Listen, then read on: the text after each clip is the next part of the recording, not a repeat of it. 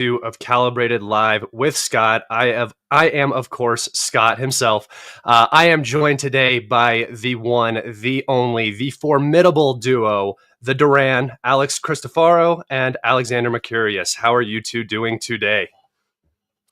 Delighted to be here, Scott. A slightly funny voice because I've been going through a cold, but delighted to be here, and I'm going to enjoy this program. Yeah, doing great, Scott, and it's an honor to be on your show. It's an honor to have you guys on my show, and I appreciate you so much taking the time out of your very, very busy schedule, as we all know right now, to come on here and have a conversation with me and my audience. I know they very much appreciate it, and I know a lot of my audience is huge fans of yours, so it's going to be a pretty easy episode, I do believe. I guess without further ado, we'll just go ahead and hop right into it, though. There is a ton happening across the globe. It's a very high tension time compared to even, say, the last 2 years of the Ukraine conflict alone. But globally, it seems like tensions are on the rise. We're seeing a lot of movement in the Middle East. There's a lot of happening in Africa and in the Asian theater. But more specifically, I really wanted to touch on Europe and Ukraine specifically today. And I specifically wanted to talk about the European outlook on the war in Ukraine, the European outlook on the Trump administration coming in, how they are going to combat this new approach from the Republicans in the United States. And I just really want your guys' opinion on the overall state of Europe and the direction that you believe Europe is going to take with this Ukraine crisis, war, conflict, whatever you would like to call it. Excellent. Alexander, you want to jump in? Yeah. Okay. Let's start. Let's You begin. If you want to, well, let's start with Europe, because the Europeans absolutely horrified when Donald Trump was elected president in November. I said the Europeans. It's important to understand that Europe is not a monolith. Alex and I were recently in Budapest, in Hungary. There, they were absolutely overwhelmed with joy that Trump had been elected. The Prime Minister of Hungary, Viktor Orban, regards himself as a friend of Trump. He bet heavily on Trump winning. There was worries in Hungary that he was perhaps over-investing in a Trump victory. He is delighted. So are lots of other people. But the major governments, Germany, France, Britain, they're not pleased at all. And they're not pleased basically for three reasons. Firstly, they look at Trump and they see somebody who is, they sense, ideologically hostile to the neoliberal, centrist, globalist philosophy that they all share. And I mean, they do. All of them share it to a very high degree. They sense that he doesn't particularly like the European Union. He doesn't like what they're about at all. So that's one thing. The second is they don't like the fact that in terms of foreign policy, geopolitics, he stands for America first. That's what he's been talking about. The Europeans do not want an American president talking about America first. They want an American president who prioritizes something which increasingly in Europe is referred to as the Euro-Atlantic community, which others say is the collective West. In other words, who treats Europe as a kind of joint enterprise with the United States and accords European interests as interpreted by European leaders as carrying equal weight to those of the United States itself. So that is another major issue for them, and they don't like that at all. And the third thing they don't like is those things about his foreign policy, which those particular points about his foreign policy, which he's articulated and which go completely against their own concerns. The fact that he wants to end the war in Ukraine. I think it's clear that he does. I think he's now made statements that put that beyond any possible doubt. They don't like the fact that when he talks about American foreign policy, he seems to be prioritizing China, the Asia Pacific region over Europe. They don't like to be marginalized. They think that American power should be centered and focused on Europe. Because, of course, from their point of view, they've developed the entire EU project on the back of American power, and they've been pushing the extensions of Europe ever further eastward, basically relying on the support of the United States. And of course, that's what's led to the war in Ukraine. That's what's led to the crisis there, the crisis with Russia. And now they're terrified that's all going to go into reverse.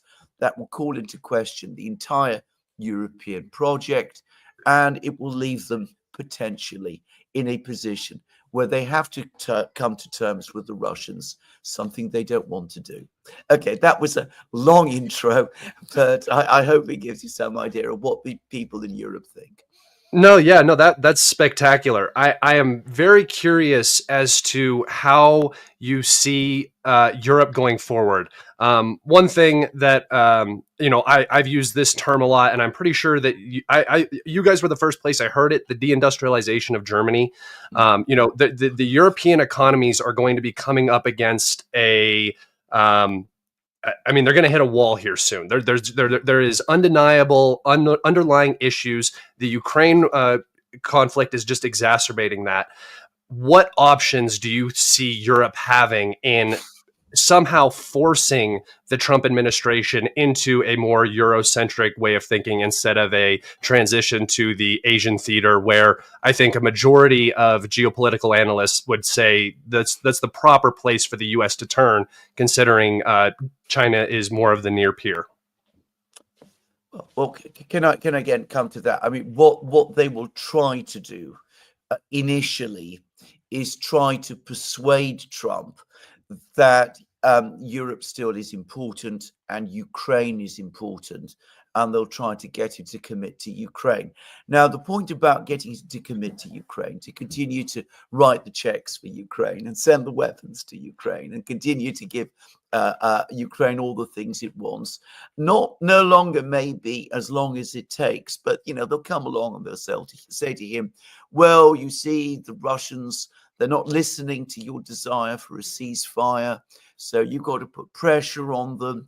You've got to give them more weapons. You've got to give them more money. You need to keep the war going until the Russians finally understand that they've got no real option but to negotiate on your terms. What they're going to try and do is they're going to try to use Ukraine to keep the United States locked in. Yeah. That's what Ukraine war now has become reduced to. Originally, it had more ambitious geopolitical grand strategy: defeat Russia, regime change Putin out of the way, break the Russian economy, open up Russia to exploitation by West European companies and indeed American companies, break the alliance between Russia and China. I don't think Europeans think that anymore. But they do say to themselves, if we can keep the Americans focused on Ukraine, that keeps the Americans in Europe. They have to have their troops here.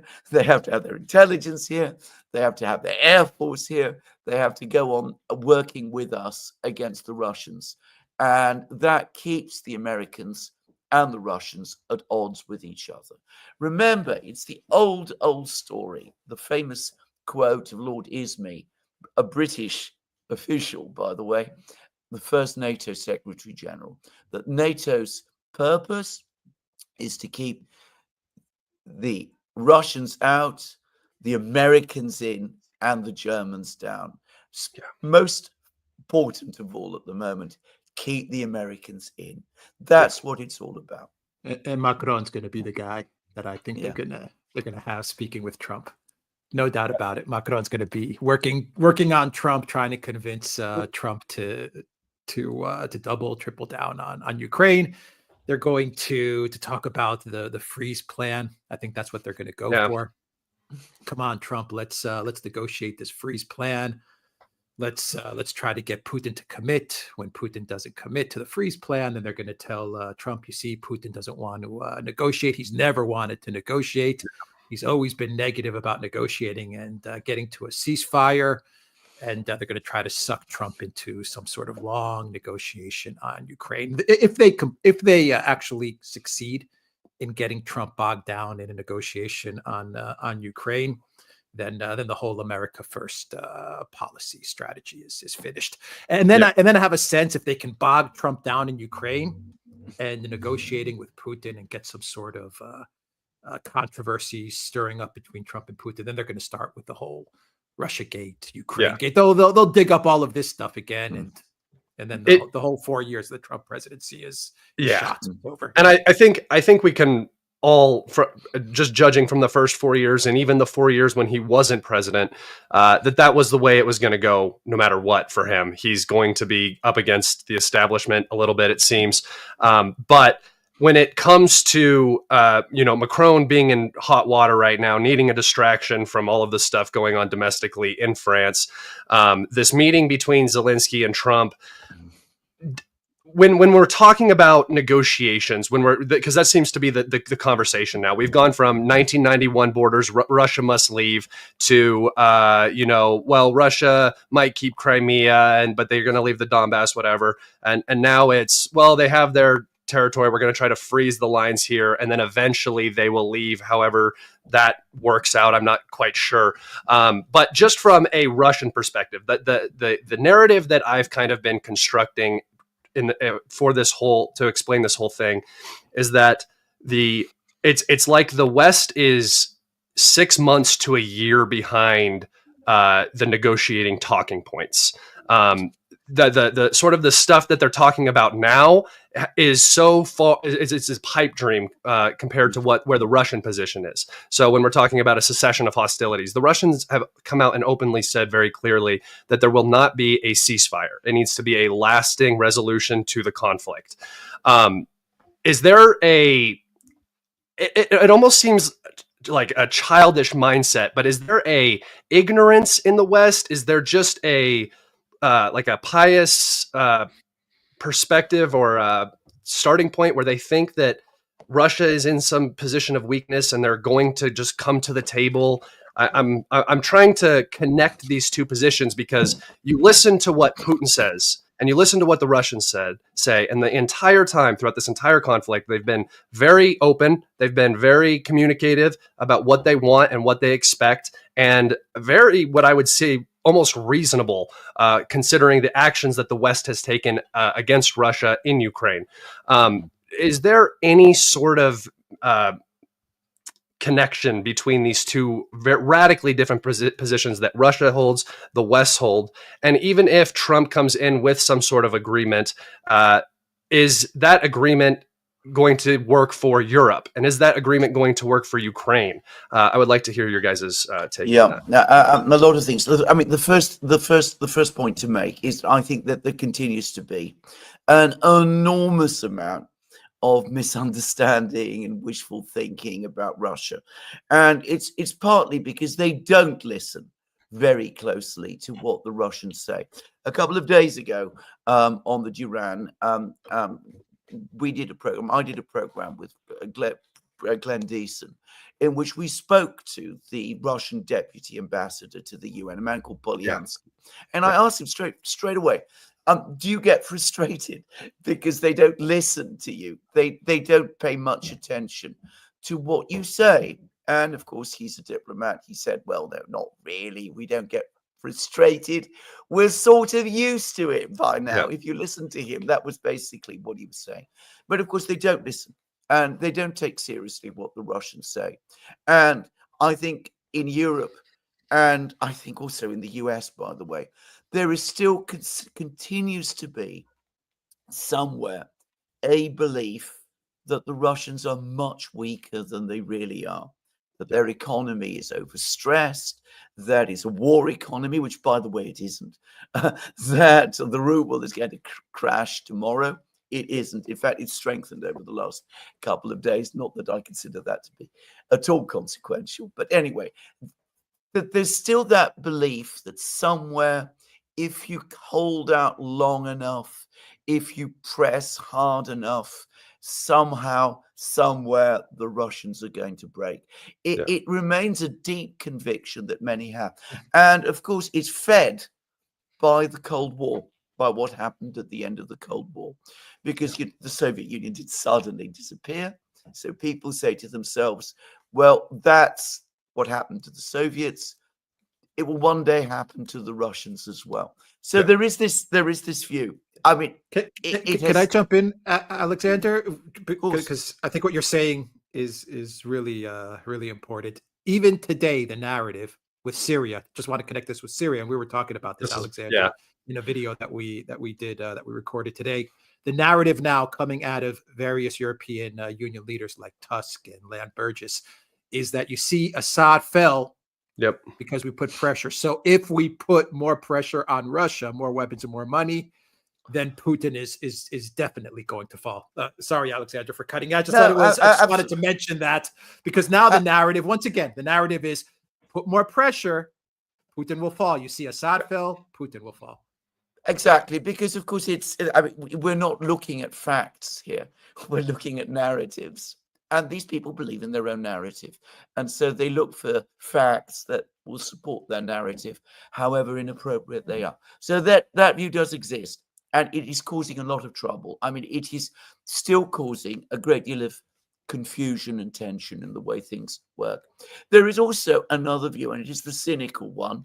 And it's the one that I discussed right at the start, which is that even if you know that Ukraine is going to lose the war and that your negotiating strategy makes absolutely no sense at all, if your actual true objective is to involve the Americans, to keep the Americans in Europe, if your strategy also is to cause Donald Trump problems, and you really don't like him, he isn't your kind of guy at all, you'd far rather see him go, well, why not set up Donald Trump as a sucker, if you like?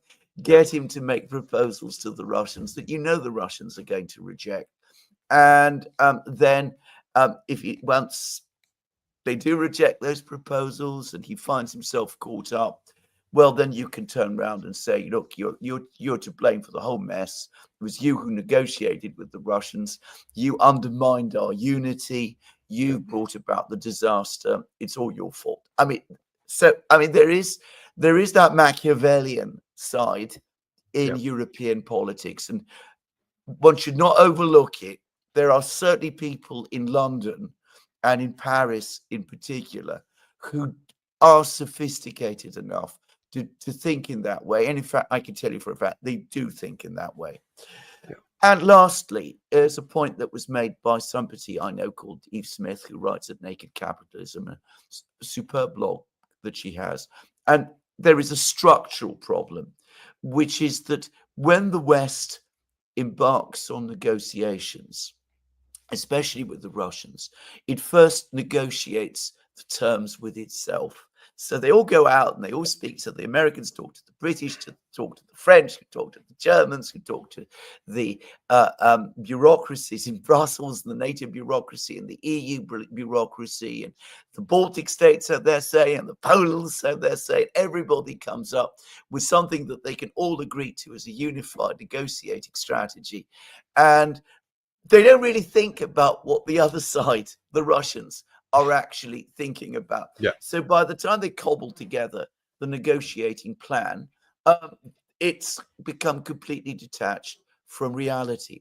If there's going to be a negotiation that is really going to end the Ukraine war, it has to be conducted by the US and Russia, because the Ukrainians are incapable of it. And if you start trying to involve the Europeans too much, you get into all of the problems, the Machiavellian ones and the structural ones that I've just talked about. Yeah,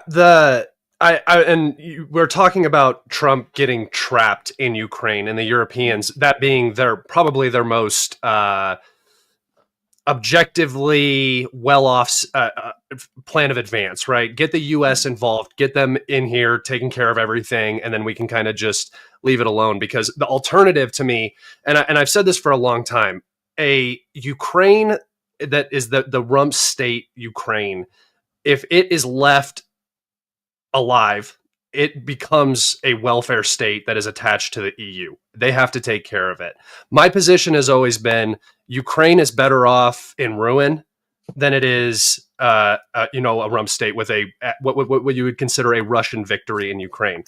From a military perspective, the situation in Ukraine is abysmal. It does appear as though the Ukrainians are holding on to every inch for as long as they can until Trump comes in. At this point, it is really bad, and even then, they're still losing thousands of square kilometers a month to the Russians. I'm curious as to how you see the Trump administration, because we got a lot of conversations about outsiders being brought in, doves and not hawks in his administration. But as it's sort of been cobbled together, I'm seeing a lot of neocons. I'm seeing a lot of the war hawks, the people who are going to be pushing conflict with China, Iran, and Russia. And really the only person in his cabinet that I think will be a naysayer at all will be Nikki Haley, potentially. But I'm curious, do you think that the Trump administration is going to behave almost very similar to how the Biden administration behaved, maybe not out of want, but out of necessity in the position that Trump has been left in? No, I don't think so. I think Trump is a profoundly different person than Joe Biden. Yeah. And my own personal view, I take a less pessimistic or perhaps apocalyptic view of these picks than some people do. I think that, yes, a lot of them are people with neocon backgrounds or who parrot neocon opinions, but they are sort of junior grade neocons. I mean, Mike Waltz is not, sort of top sort of neocon, to put it like this. And I think the key thing, the reason Trump is picking them is because they are people who have a proven record of being loyal to himself. Now, this is a view I've taken. I know a lot of people disagree with me about this, but I think that Trump's major priority as he forms his administration is to have people who will back him when the major showdown comes with the deep state, the bureaucracy in Washington. And that's the kind of person he is picking. Now, I mean, he's lost Matt Gaetz, who I think he did really actually want as well. There you go. Can I just hop in real fast? Yes, I meant to say Tulsi Gabbard, not Nikki Haley. I'm sorry, my bad. Okay. Yeah, my bad. But to continue, as I said, I think that that is his priority. It was the deep state, its alliance with the Democratic Party and with the media that defeated him, or rather, stopped him from doing the things he wanted to do in foreign policy last time. And I think he's saying to himself, I have to defeat these people. If I'm going to achieve anything, any of the objectives and goals that I want in foreign policy, I have to get the Justice Department, the FBI, the CIA, all the intelligence community as a whole, the vast sprawling apparatus of the Department of Defense. I've got to bring them all under control. And he's picking people who he thinks can help him do that. So a lot of these people are people who have had military backgrounds, who perhaps haven't thought hugely about foreign policy, who generally accept many of the much of the conventional wisdom, which unfortunately in Washington over the last 3 decades has become neocon opinion. Yeah. But I think that they've not been chosen for that reason. They've been chosen for a different reason. And if Trump can break through, I think he will pursue the line that he wants to pursue, which is basically one of retrenchment, peace in Europe, tough line with China, but not war, disengagement from the Middle East, prioritizing the rebuilding and redevelopment of the United States, and addressing the many pressing problems that the American people are concerned with. So I know that's a view that many people think is favorable, but I think that is how I see these picks. No, go ahead. No, at least Trump is going to be talking to Russia.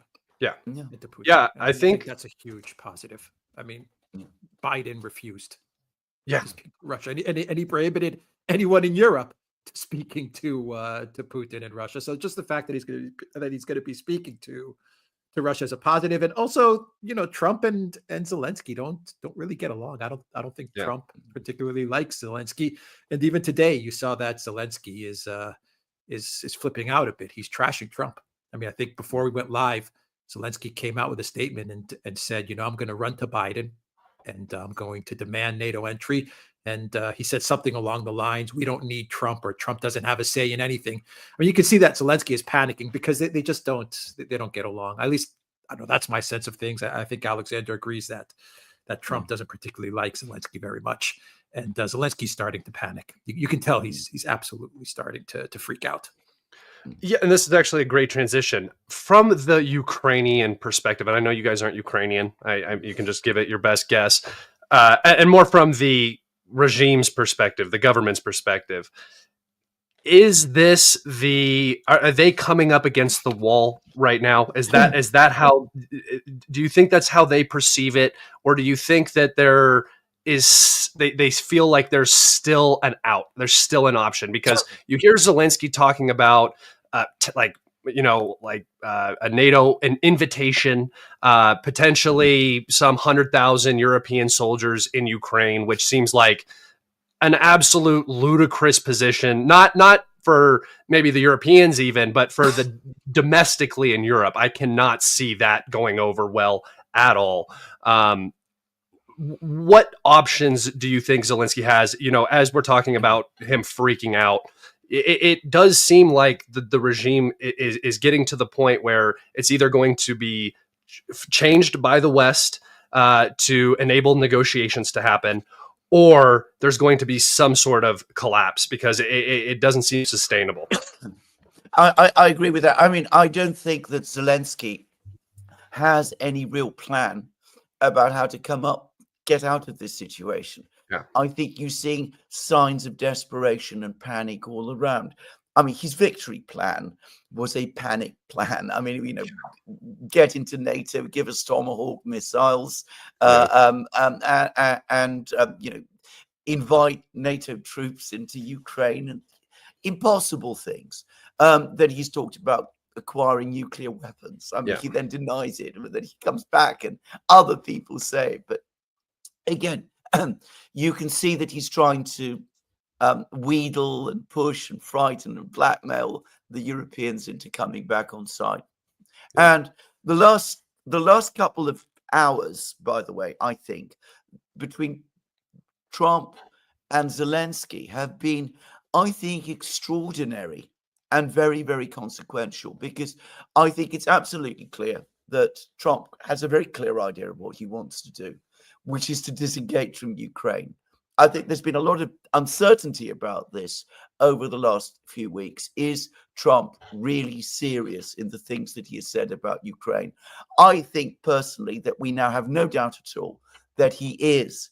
I think Zelensky has understood this and he's floundering. He says, I'm going to talk to Biden. I'm going to do this and that. He doesn't really know what to do, because everybody knows, the Ukrainians know, the Europeans know, the Russians obviously know, that without the United States, this show simply can't go on. Yeah. I mean, the Ukrainians may talk about, they can fight without the Americans, but everybody knows that they can't. The Europeans may say they can step in and take over from the Americans. Everybody knows that in practical terms, they can't. So there is panic in the air. There's panic in the air in Kiev. And I think that somebody might try to engineer Zelensky's replacement with someone else. Poroshenko seems to be maneuvering always to try and get back in, and all of these people. But the reality is that none of these people have any better ideas than Zelensky himself does. And the one thing that they don't seem able to do is to negotiate with the Russians, because there is this enormous emotional, visceral investment in the kind of Ukraine that they've been building. And they know that if they do start negotiating with the Russians, all of that will unravel. So it's very difficult. I think panic, desperation, reckless plans, attempts maybe to start dirty bombs or something of that kind. I wouldn't, don't exclude that possibility at all. But no real strategy going forward for what to do. Yeah, it seems like they're all, I mean, and I say they, the Ukrainian military says that they want to do one thing. The Ukrainian political leadership forces them to do another. And the West seems to disagree with most of the decisions being made when it comes to things like Kursk. I mean, obviously we can't tell because they're going to say one thing publicly and approve of something else behind closed doors. But we've seen this rapid, I would almost call it escalation. I mean, it is escalation, but the green light for ATACMS and Storm Shadows to be used on Russian territory, the green light for HIMARS to be used on Russian territory back when the Kursk operation began, the Kursk operation itself at a time when the Ukrainians are talking about a peace plan and so on and so forth. All of these things seem to just be undermining any future possibility of negotiations first and foremost.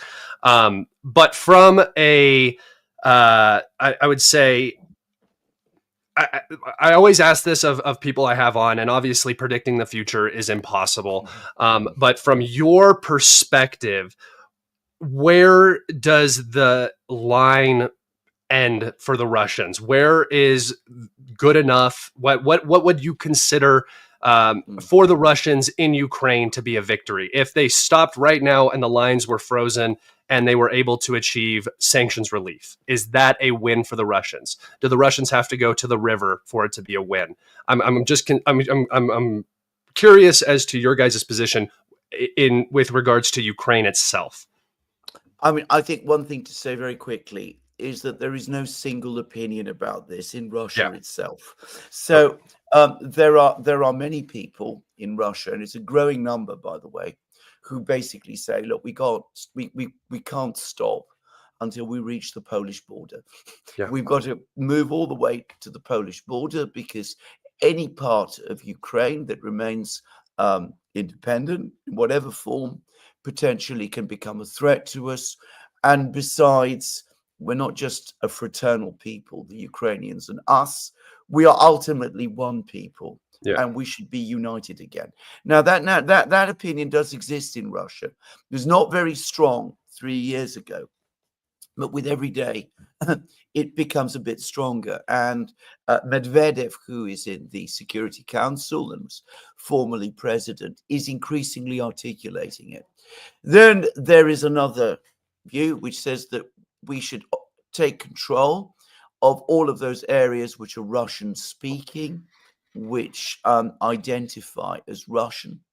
In other words, all of what used to be called left bank Ukraine, which is eastern Ukraine, east of the Dnieper, including Kharkiv, which Russian city, Russian speaking city, also the coastline, Novorossiya, the territories conquered from the Turks by Catherine the Great, Odessa, all of that. There is that view as well.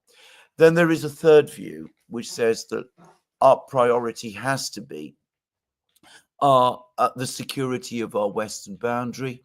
If we do move too far west, we are going to find ourselves overextended and overcommitted. We need ultimately to have better relations with the West. So we've got to stop somewhere short of that. That might be the river. And bear in mind The 4 regions are on the river. If all of Zaporozhye becomes, and all of Kherson become Russian, are brought into Russia, then the Russians control the mouth of the Dnieper and one of the major industrial cities on the Dnieper, which is Zaporozhye itself. So it brings Russia formally to the river, and of course it secures the land bridge and all of that. Now, I think that's still what Putin would accept. I think he would accept it because he would call that a win. Donbass has been secured. The land bridge to Crimea has been established, provided he can get everything else that he wants.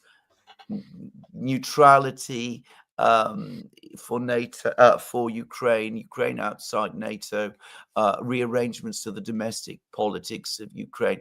I think he would be satisfied with that. I think he would call that a win. And I think there would still be a lot of people that would agree with him.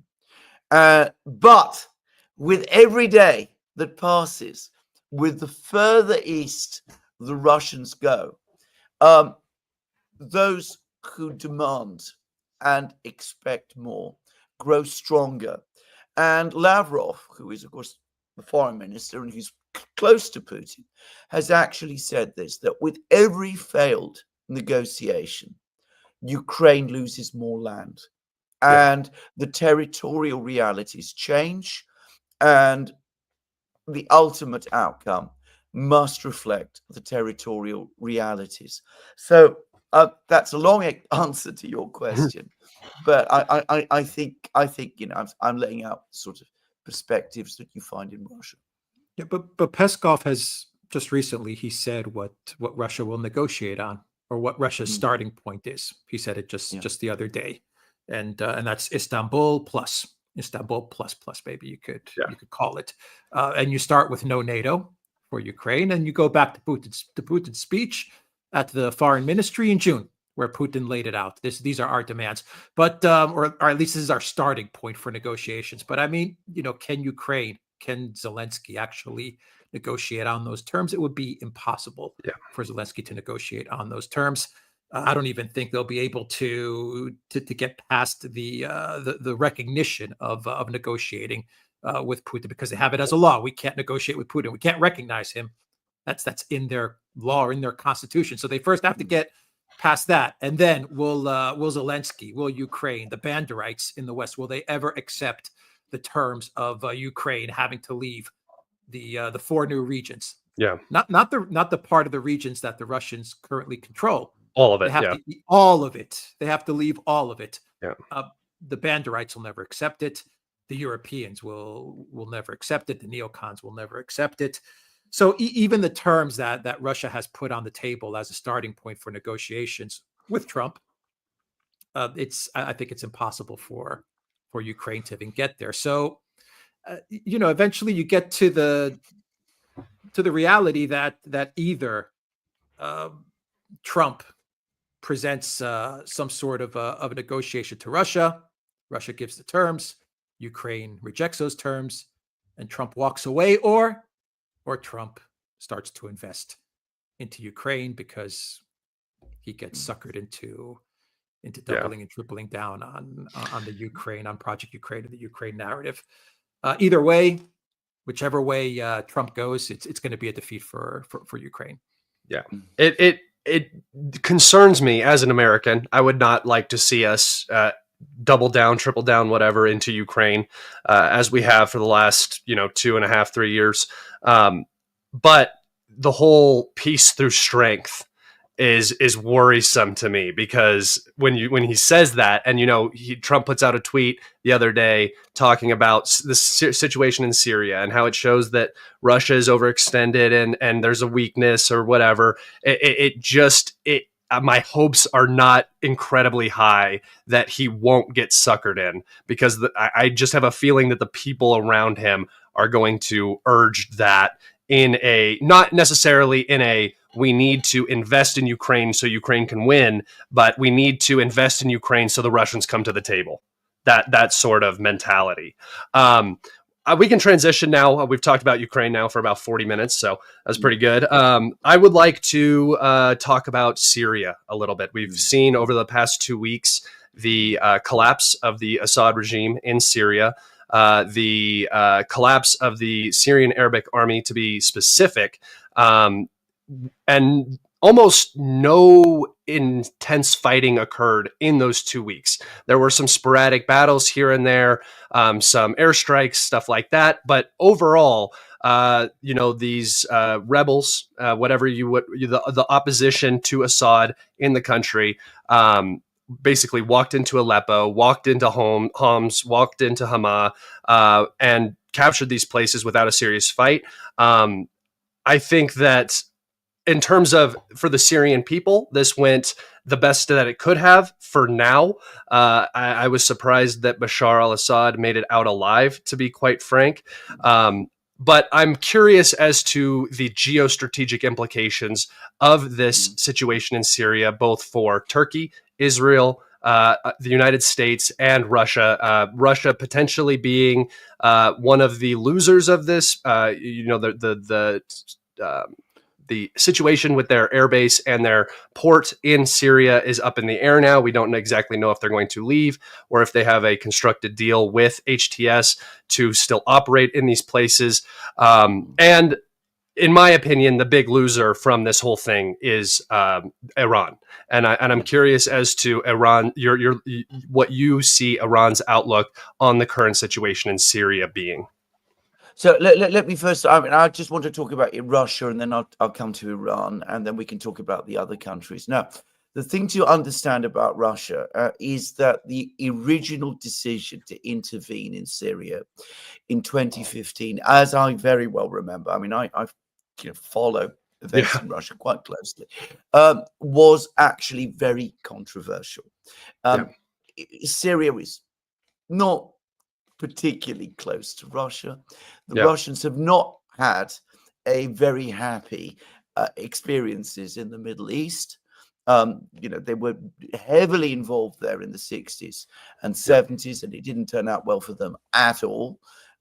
Many Russians also remember, the Afghanistan debacle, which, of course, that's not the Middle East, but it's intervening in a Muslim country. And many, many people in Russia were saying at the time, why are we there? What do we think we are doing? Why are we sending our air force and our people to fight in Syria? It's not a country that we know much about. It's not a country that we care much about. Our concerns are much closer to home. Remember, in 2015, the Ukraine crisis had just started, and many people were saying, this is a diversion of effort and resources away to another place. Now, the Russians intervened in Syria, I think, for basically three reasons. Firstly, there was a genuine concern at that time that if ISIS, and remember, we're talking about the time when ISIS was at its height, captured Damascus, which is a historic capital of the original Islamic Caliphate of the 7th century. It was where the Caliph of, the former Caliph, the early Caliphs actually had their capital.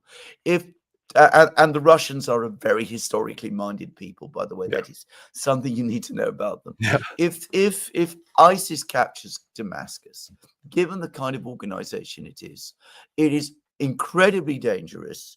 And it's incredibly dangerous specifically for Russia, where the Russians have just been fighting a prolonged war in the Caucasus against jihadi fighters there.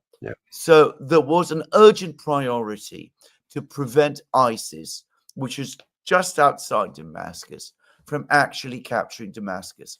So that was, if you like, the immediate pressing urgency to prevent that happening. Then there was also Putin's own sense of obligation. He'd seen Gaddafi murdered in Libya. He took that, apparently. Putin was very, very upset about that. He thought this was a terrible thing. He didn't want the same thing to happen to Assad.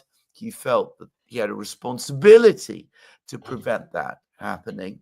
And he was talked into sending the Russian Air Force there by General Soleimani, the Iranian general, who said to him, look, if you send your Air Force, you don't need to send any ground troops. The Syrian army is tough and strong. They will be able to win by themselves, and we are there to support them. And Putin believed that. Yeah. And the third thing is an old story, which again, I think Americans perhaps don't know, which is that there's always been within Russian naval circles and geopolitical circles a hankering to establish a base on the Mediterranean. Yeah. And it goes back very far. Actually, the earliest point it goes, I was just checking the history on this just before we did this program, is the 1860s, when they established a naval base for a brief time in Piedmont in northern Italy. It seems incredible, but it's true. But then they tried again. Stalin proposed that the Soviet Union be granted a naval base in Libya. At the Yalta conference, the Americans and the British said, you must be joking. Then they got a naval base in Albania in the 1950s. Then when they were booted out of Albania, they got the Egyptians to give them a naval base in Alexandria in Egypt. And then when they got booted out, well, they were only left with Tartars. And then there was this great plan. We build up the base in Tartars. We established the air base in Khmeimim. That will mean that we're now present on the Mediterranean again. Yeah. And there are some people in Russia who do advocate this, and they're always there, and they always come back. And for them, this has been a huge strategic defeat. Yeah. Now, the overall feeling in Russia, I think, is of massive humiliation and embarrassment. This has been a debacle. They were completely sidelined.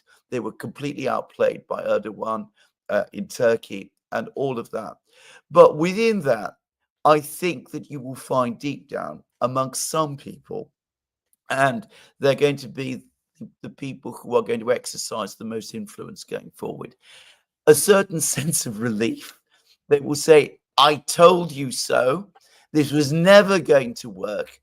Let's forget about Syria. Let's focus upon those things that really matter to us. Ukraine first and foremost.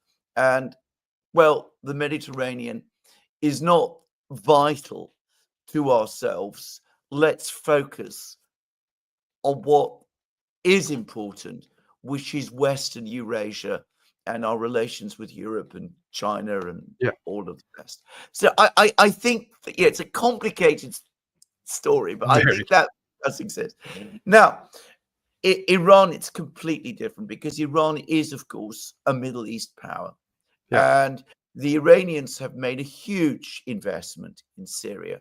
This goes back all the way to the war with Saddam Hussein, when the alliance between Iran and Hafez al-Assad, who's the father of Bashar al-Assad, the president who's just been overthrown, when the alliance was originally formed, and it stood the test of time, and the alliance with Syria became the mechanism whereby Iran extended its influence throughout the Middle East. It built up the militias in Iraq. It's supported the Hezbollah movement in Lebanon. And now suddenly, completely unexpectedly, this key piece of the alliance has fallen away. So the Iranians are in shock. They are furious about this. They are deeply alarmed. And for them, there's no way about it. It is a massive strategic defeat. So the Russians and the Iranians, a different perspective. Do you think that this will force the nuclear decision on Iran?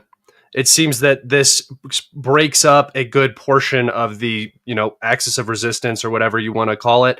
Hezbollah is now isolated in some regards from Iran through, Iraq and Syrian territory.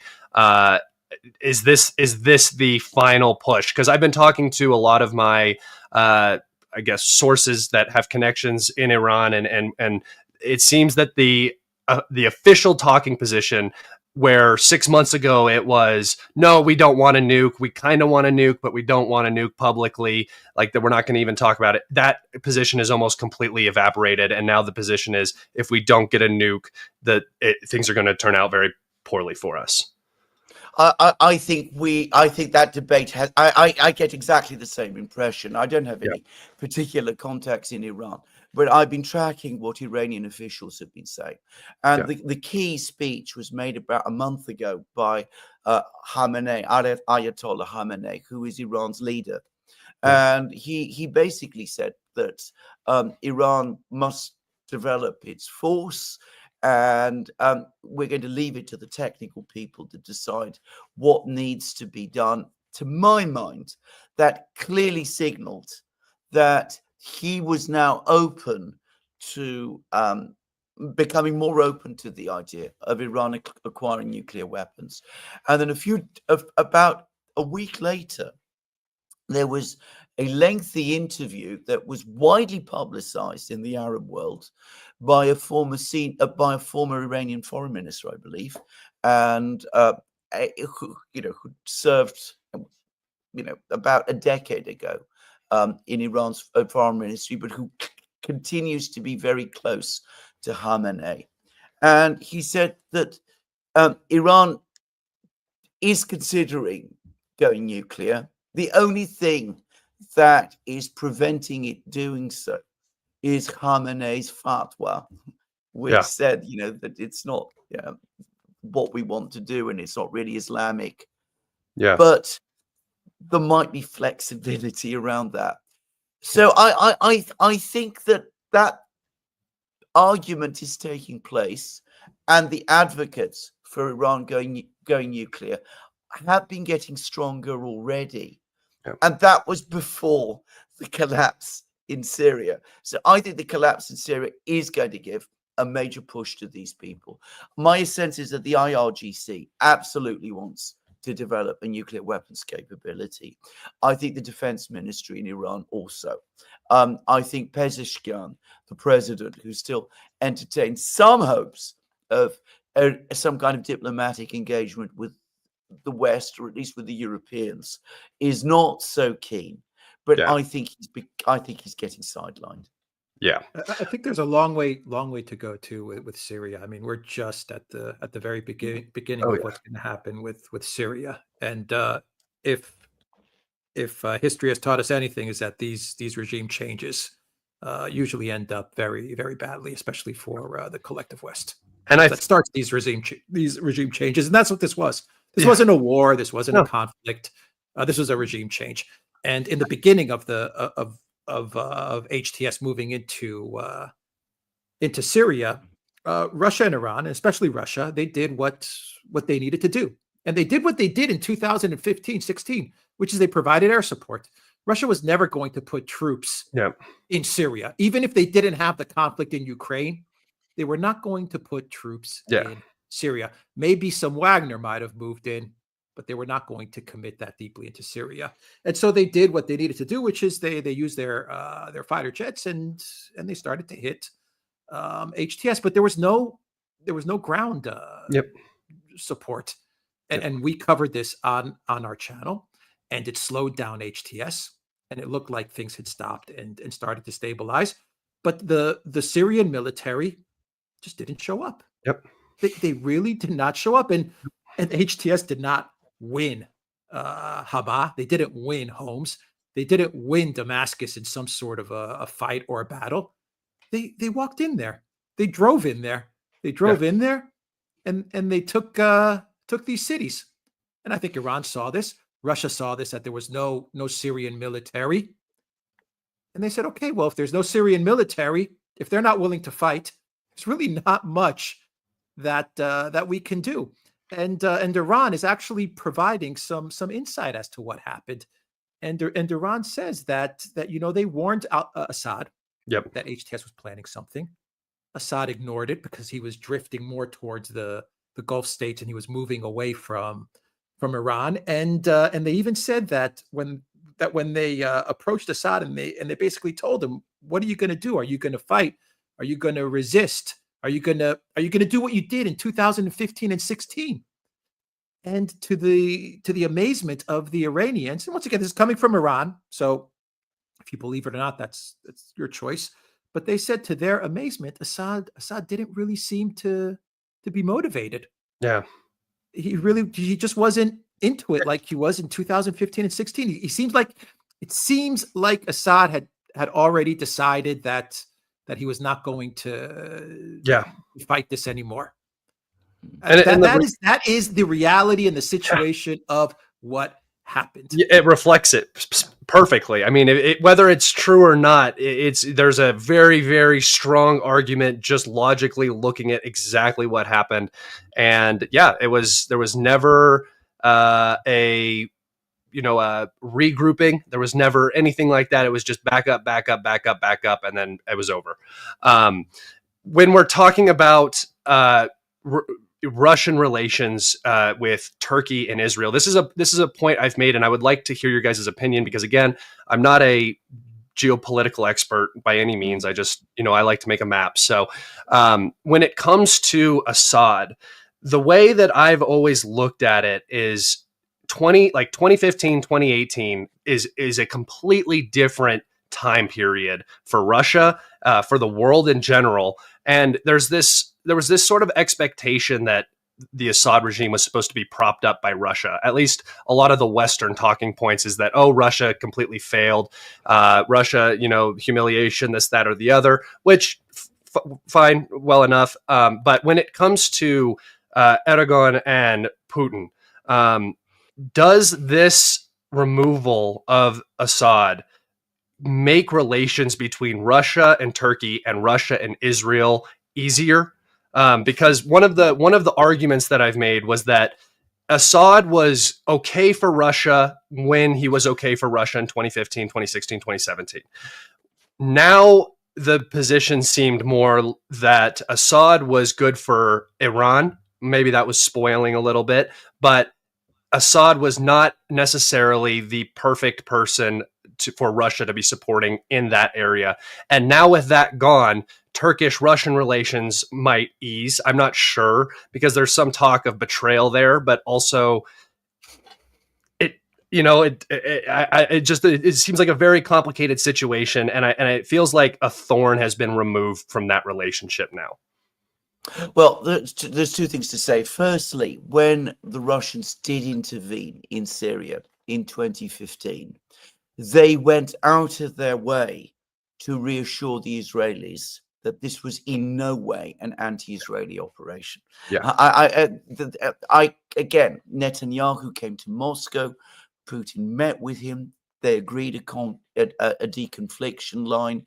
The Russians never at any point said that they would shoot down Israeli fighters over Syrian airspace, for example. I mean, there's a long narrative about this, but there was actually a specific agreement that wouldn't happen. And the Russians also said very clearly to the Israelis that, look, we're here in Syria to fight terrorists, specifically ISIS mostly, but also, the various other terrorists that were there, because for all the reasons that I said before. Yeah. But we are not participating in the Arab-Israeli conflict, the Syrian-Israel war that has been going on since the foundation of the State of Israel. So they went out of their way to say that. And they worked very hard, by the way, to maintain good relations with Israel.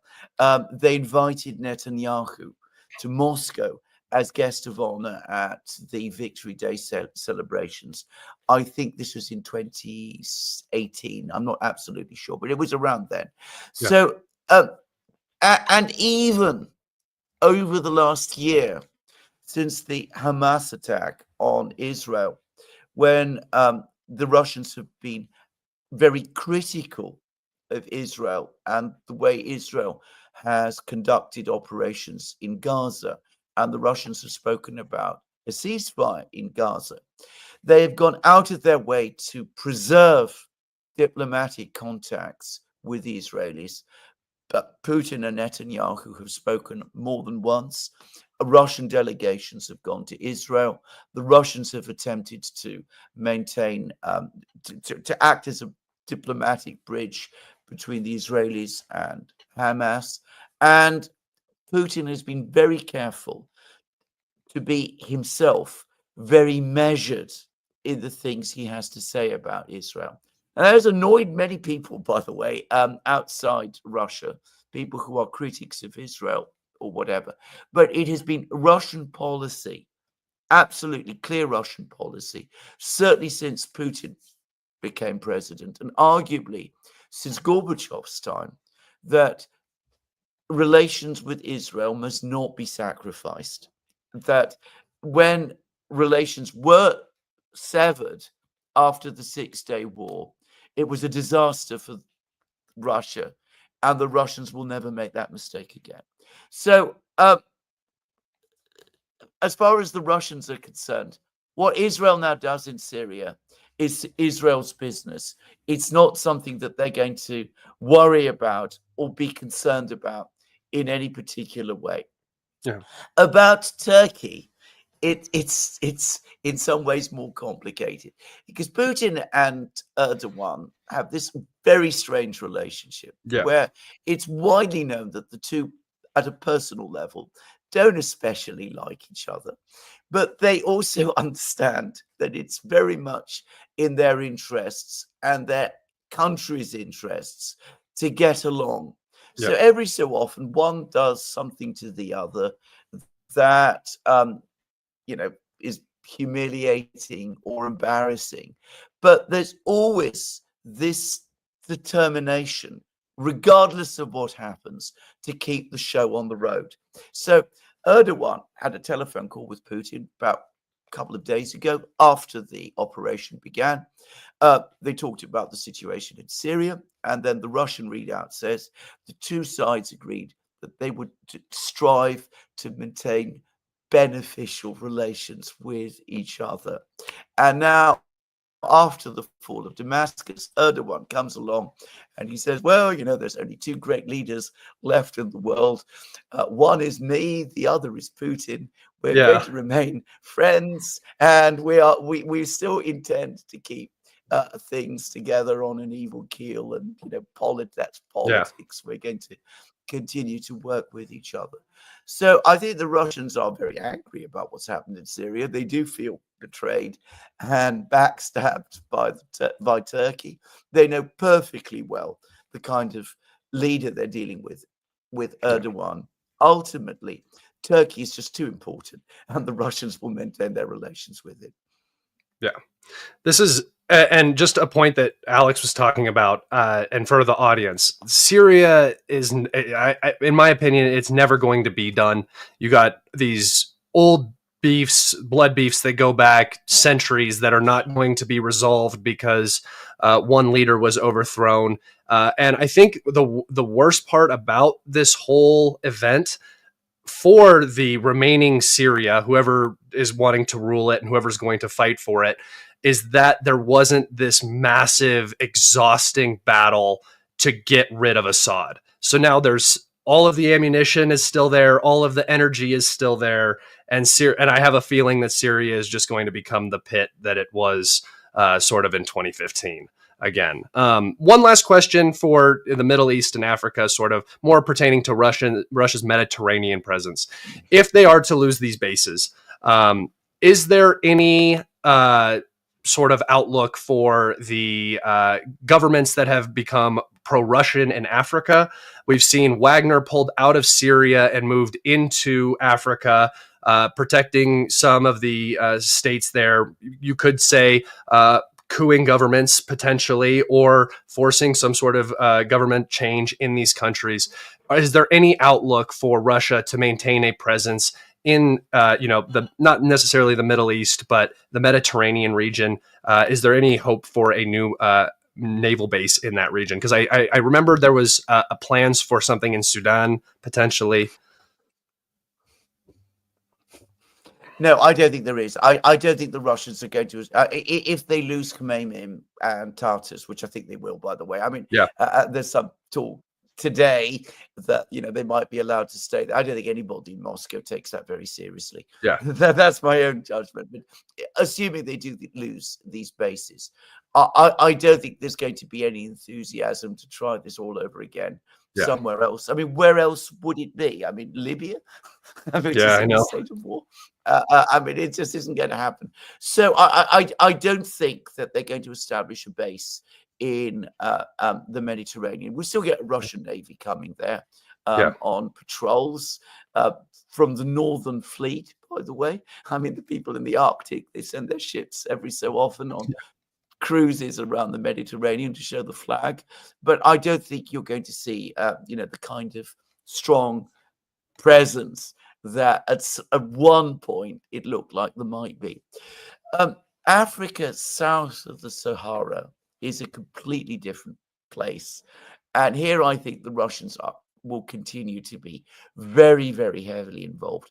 For one thing, the Russians, whilst they have very mixed memories of their involvement in the Middle East, have very, very positive memories of their involvement in Africa during the Cold War.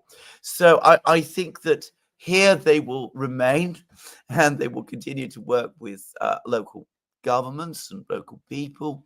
And I mean, their major presence will be, either through security provided by organizations like Wagner, or it'll be economic, diamonds and all of that.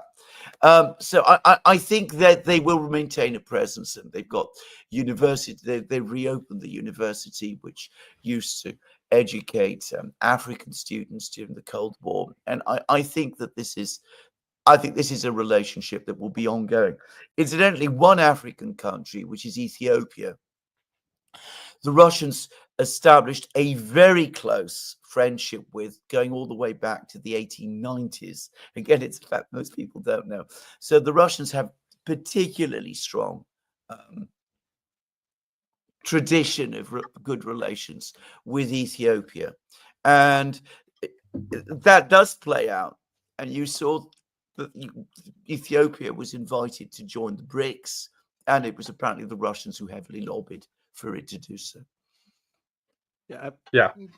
Can I just add some comments about the base in the Mediterranean and Russia's presence in the Mediterranean? Because this is my region. I live in the Mediterranean, and I agree with Alexander. I think look, does this hurt Russia? Yeah, it hurts Russia. Big picture, Russia's going to be fine without the bases. I mean, I understand having the bases. You can project power in the Mediterranean.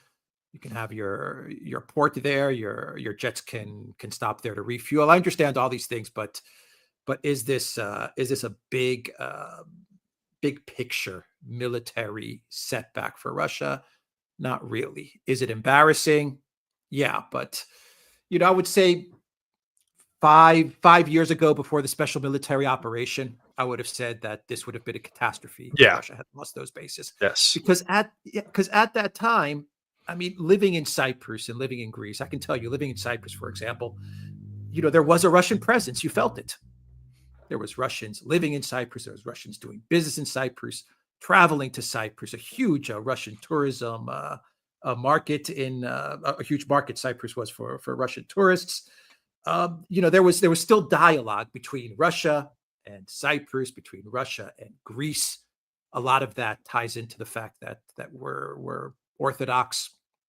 We're both Orthodox faith. So the Russians felt comfortable in Cyprus. They felt comfortable in Greece. And at that time, you could have made the argument that in the Mediterranean, a lot of countries, while they were in NATO and very much aligned with the US, they were still cooperating with Russia. They were discussing cooperation with Russia. There was a point in time in Greece, going back to 2006 or 7, where there was even talk about a Russian Air Force, a Russian air base in Greece.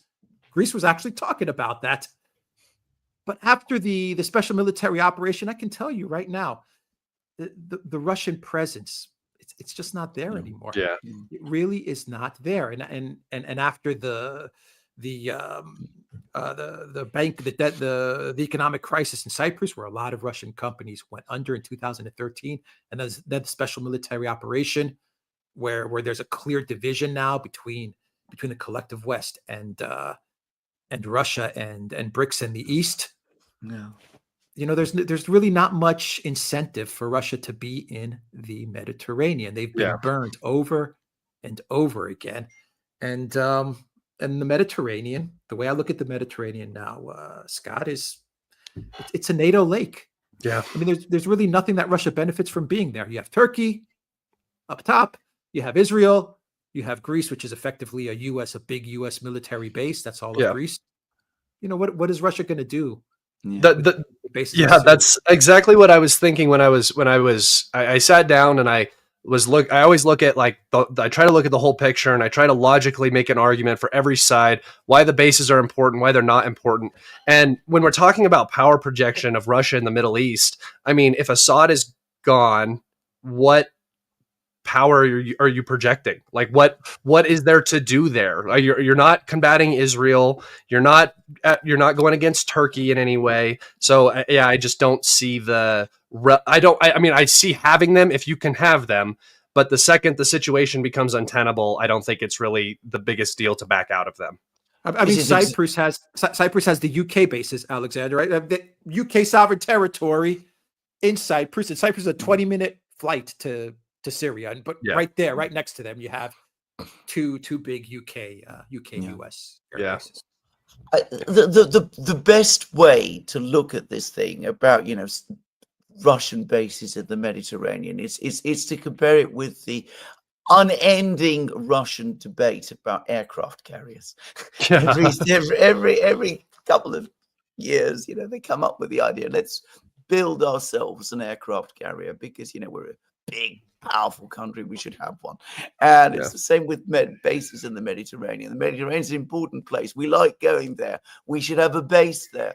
But nobody in the end in Russia is able to give a cogent reason either why they should have aircraft carriers or why they should have bases in the Mediterranean. So these are ephemeral projects that are never in the end realized. And they come up against that kind of opposition. And in the end, they always fail. Yeah, I'm gonna steal that. By the way, that is the perfect way to explain that to somebody who understands, like, maybe why Russia doesn't have an aircraft carrier. That is a brilliant way of explaining that. I wanted to move into the Pacific region now, just for the last little bit of this conversation. We have seen some events pertaining to North Korea. North Korean troops supposedly being sent into the Kursk region and Mariupol and everywhere, but nowhere to be seen.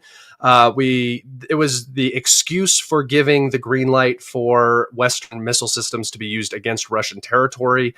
That was sort of the narrative that was built. And now, since that green light was given, we haven't heard anything about North Koreans at all. And on separate from that, we saw the coup-ish situation take place in South Korea. I would really like a in-depth explanation as to what happened there and what sides are at play. I'm so disassociated from South Korea. I don't know who is in whose pocket and who's making what plays there. So I'm interested as to what the president's thinking was in declaring martial law. Shall I say it? Because Alexander, we did a video on this, and we did a video. Now, I should say, I actually, and there is a Ukraine thread to this. Alexander, will explain. I should say, I do know a bit about South Korea. I mean, a member of my family is married to someone from South Korea, and I've been there, and I liked it. By the way, I was very, very impressed by the country altogether. And there's an awful lot to be said for it. Now, this thing came out of absolutely nowhere. If you go to South Korea, yes, it was a dictatorship up to 1989, a very successful, economically speaking, dictatorship, by the way, very efficient, they built up the economy very well, but it left very bitter and angry feelings in South Korea. It's a highly politicized country. This is something that, again, people don't quite understand, but South Koreans are interested in politics, and they care about politics an awful lot, precisely because they've been a democracy recently. And Yeah. if you go to South Korea, it's a rich, advanced, industrially effective, stable country. Democracy has never really been threatened since it was established in 1989. Absolutely not the place where you would expect a coup of any kind, presidential or whatever, to take place. Now, what South Korea does have, and it is partly a legacy of that period of dictatorship, is that it does have a very, very big deep state. Using the American expression, I mean, there is, it was all built up during the time of the dictatorship. So there's, very, very powerful security and secret service apparatus. It's got connections with the media, with the judiciary, with all these things, and part of the military establishment is also involved. And they are very committed to the alliance with the United States, which is generally accepted in South Korea, but which does sometimes provoke a certain degree of controversy. So when the Americans want to build naval bases in South Korea, for example, it provokes protests. People don't like this because the Koreans want to assert their own sovereignty. So there is this tension. Now, I think, this is my own take on the coup, the current president, the president who tried to launch this coup, is somebody who just managed to get elected by a tiny margin. He ran on an anti-corruption ticket. He is very much associated with the conservative faction in North Korean society, which is big. And he's got, as has become increasingly clear, strong connections with what you might call the South Korean deep state and with the military as well. He has been very keen to align South Korea closely with the United States. He's brought South Korea into alliance with Japan against China. Very controversial in South Korea. My impression of the South Koreans is that they don't particularly like the Chinese, but they have a kind of grudging respect for them, and they don't feel especially antagonistic to them. They absolutely hate the Japanese, who were the colonial masters. So allying with Japan against China, not something that many South Koreans particularly want to do. So he did that.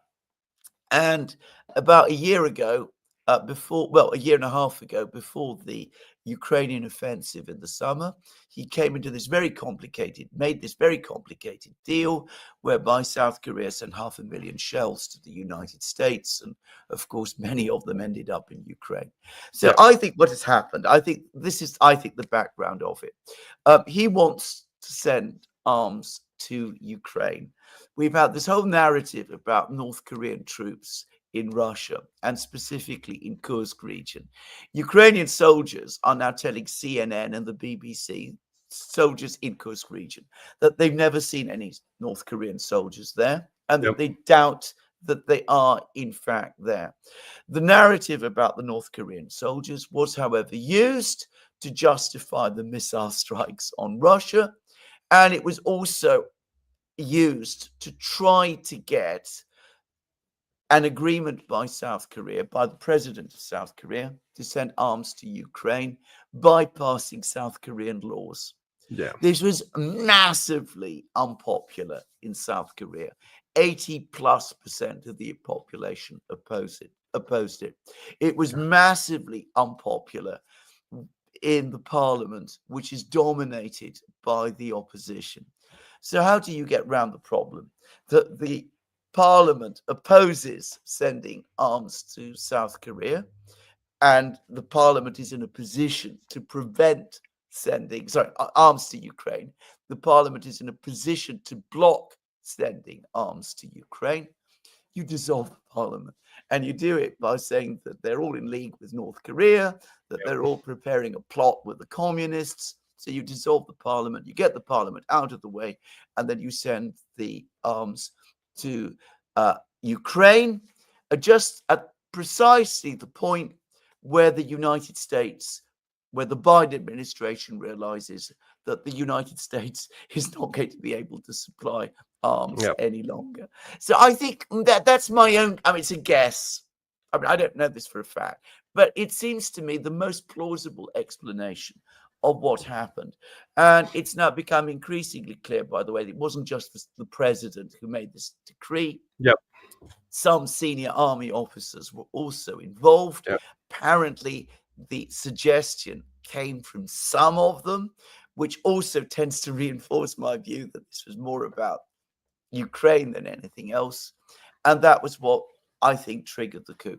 Now, you know, if other people have an alternative explanation for these very bizarre events, I would love to hear it. But it's the only explanation I can think of. I've asked people in South Korea. They all think it's perfectly plausible. No one who knows the situation closely that I'm aware of has pushed back on it. Yeah, I haven't been able to. I mean, I've been sitting here like thinking about, and it's the only thing that I can put my finger on, and specifically because, as you said, I think it was the defense secretary in the country, or whatever that position is in South Korea, was the one that was really backing up the president in this, and he has since been removed from that position. So yeah, it was a very out of the blue happening. And I mean, do you think that it had its intended effect on the South Korean society? Do you think it was a test to see how the reaction would be? I don't know. It looked like it kind of flopped. I think it flopped completely. I think what they discovered very quickly is that, as I said, South Korean society is very sophisticated and very politicized. And I think people protested, the media protested, people simply disobeyed the martial law decree. And it became very clear that most of the army was not prepared to support it either. So it collapsed. The president is still there clinging on. But, you know, the latest word is that he's been banned from leaving the country, and he's under investigation. So unlikely that he will be able to leave, which, by the way, if I'm right, means that we were not going to get South Korean arms being shipped to Ukraine. Yeah, which is not good for the European and American, current American coalition, I would say. That takes us to an hour and 20 minutes. Thank you guys so much for coming on and spending your time talking to my audience. I know that they appreciate it. I very much appreciate the amazing conversations. Do you guys have anything going on right now that you want to get out there? Well, we're always there. We're churning out doing videos. Yeah. Well, if you guys, I mean, I imagine that most everybody in here knows where to find you, but you can go to the description of this YouTube video where you will find the Duran Telegram as well as the Duran YouTube channel. You can find the links to all of their outlets and sources there. Make sure you guys go pick up some Duran merch. And thank you guys so much for coming on. And hopefully I'll have you on in the future at some point. We'd be delighted. For having us on. All right. Have a good one, and I will see everyone on the next one. Goodbye.